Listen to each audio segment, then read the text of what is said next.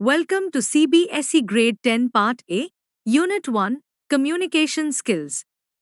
In this section, we will explore very short exam preparation questions designed to help you revise quickly and effectively. These questions cover the most important concepts from the chapter and will strengthen your understanding for the board exam. This module ensures clarity, confidence, and thorough exam readiness. Let's begin our learning journey. Now we move into the very short questions section for exam preparation. These quick, focused questions are designed to strengthen your understanding of key concepts from Unit 1, Communication Skills. Use this section to revise efficiently and test your grasp of the fundamentals before the exam. Let's get started. Let's begin with the very short questions from Communication Skills, Unit 1. Question 1. What is the Latin word from which the term communication is derived? Answer. The word communication comes from the Latin word communicare, which means to share. Question 2. Name the three essential parts of the communication process. Answer. The three essential parts are transmitting, listening, and feedback. Question 3. Who is the person that begins the communication cycle? Answer. The sender is the one who begins the communication cycle. Let's move ahead to the next set of questions. Let's continue with the very short questions. Question 4. What is the term for the receiver's response to the sender's message? Answer. The receiver's response to the sender's message is called feedback. Question 5. Mention one method of communication suitable for sending a message to a large group of people in one office. Answer. Using notices or posters is an effective way to send a message to a large group of people. Question 6. List any two factors that help in choosing the right communication method. Answer. The choice of communication method depends on two key factors, the target audience and the cost involved. Let's move on to the next set of questions. Now let's look at the next set of very short questions. Question 7. What type of verbal communication is a team meeting? Answer. A team meeting is an example of small group communication. Question 8. Give an example of public communication. Answer. An election campaign is a common example of public communication. Question 9. What is the primary disadvantage of verbal communication? Answer. The primary disadvantage of verbal communication is that meanings can become confusing if the right words are not used. Let's move on to the next questions. Let's continue with the next set of very short questions. Question 10. According to studies, what percentage of our communication is done using only words? Answer. Only 7% of our communication is done using words. This highlights how important nonverbal cues are in understanding messages. Question 11. What does a slumped body posture indicate? Answer.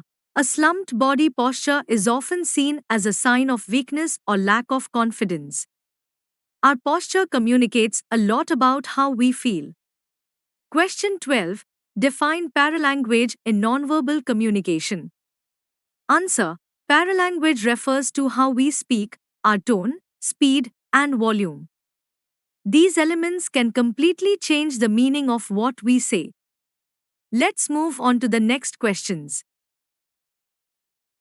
Let's look at the next set of very short questions. Question 13. What type of communication uses images or pictures to convey messages? Answer. Visual communication.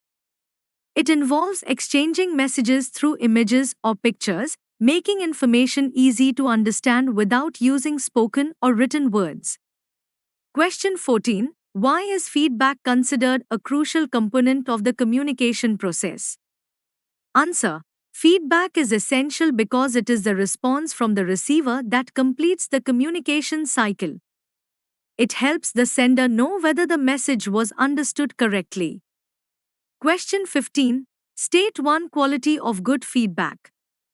Answer. Good feedback is specific and avoids general comments. Clear, focused feedback helps the receiver understand exactly what needs improvement. Let's move forward to the next questions. Let's continue with the next set of very short questions. Question 16. What does the C for coherent mean in the 7 CAs of communication? Answer. Coherent means that the words used should make sense and relate directly to the main topic of the conversation. A coherent message is logical, well connected, and easy to follow. Question 17. Give an example of a physical barrier to communication. Answer.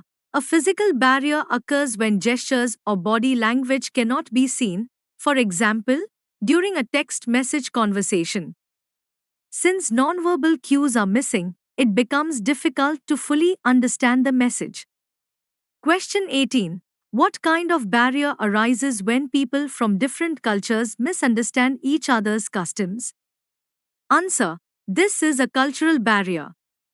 It arises when people are unable to understand or adapt to the customs, beliefs, or traditions of individuals from different cultures, leading to confusion or miscommunication. Let's move on to the next items.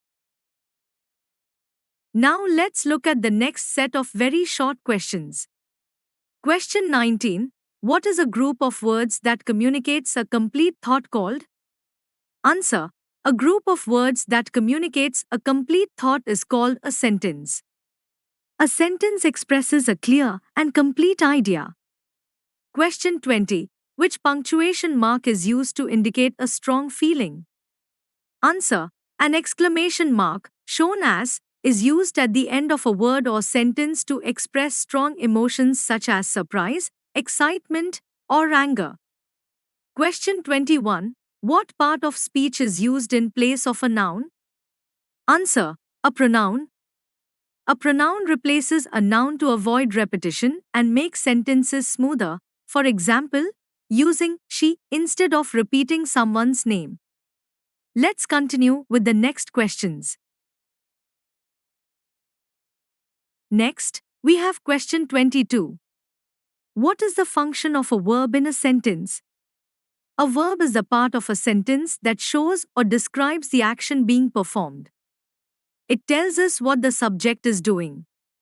Question 23. In a sentence, which person or thing receives the action of the verb? The object is the person or thing that receives the action of the verb. It completes the meaning of the action being done by the subject. Let's move on to the following questions.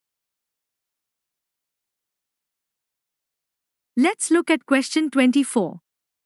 Identify the voice of the sentence, "The house will be cleaned by me." This sentence is in the passive voice because the subject, the house, is receiving the action instead of performing it. Now, question 25. What is an imperative sentence? An imperative sentence is one that gives an order, a command, a request, or advice. Examples include sentences like, "Sit down, please help me," or "Always be kind." Let's continue with the next questions. Thank you so much for watching this lesson. A downloadable PDF version of these notes is available in the description box below. If you found this video helpful, don't forget to like, share, and subscribe to the channel. Your support helps us create more educational content and keeps you updated with upcoming videos. See you in the next session.